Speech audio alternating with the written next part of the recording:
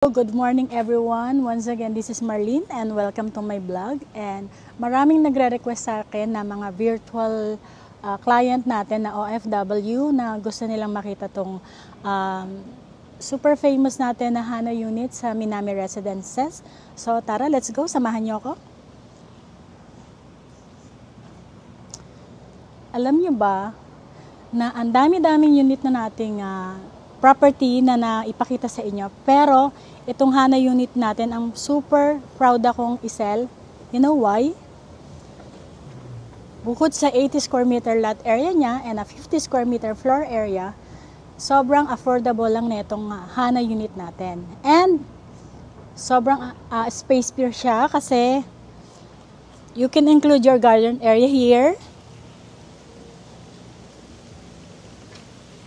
your carport, and may access siya sa kitchen mo and service area. You can even put your pocket garden here. Maglalaro yung mga kids mo dito. Kung pet friendly ka, pwede sila magtakbuhan dito. And mostly, ang daming access road dito kay Minami Residences. You know why? Nasa center ka ng Cavite. You can enjoy this living area na may access doon sa garden area mo or carport mo. Here naman, you can put your dining area and enjoy with your family.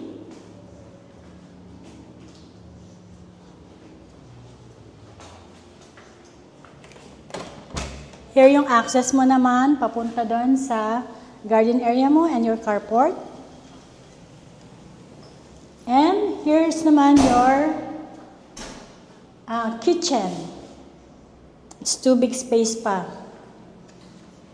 You can also have your toilet and bath here sa baba.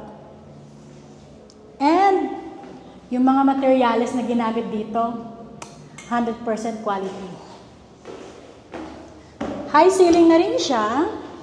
Very safe sa mga kids yung ating stairs. And here you have your second toilet and bath. And this is second bedroom para sa mga kids. You can expand pa because there's a space pa dito sa service area mo. And then another room para sa kids mo. And you can do this para walk-in closet mo na rin. And you can notice, maaliwalas yung bahay with this glass window. Maaliwalas. And di lang yun. Kasi if you're going to think about the value ng property na to, 100% hindi ka malulugi rito. Kasi because of this establishment na nakasurround sa area ng Minami Residences, sobrang value na yung bahay mo kasi after a year, tataas na siya talaga. And marami siyang access road, nearest mall, schools, and lot of establishments. So, ang daming benefit ng bahay na ito.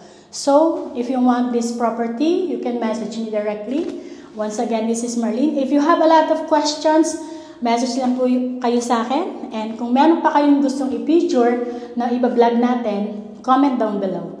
Bye! Be happy every day. God bless!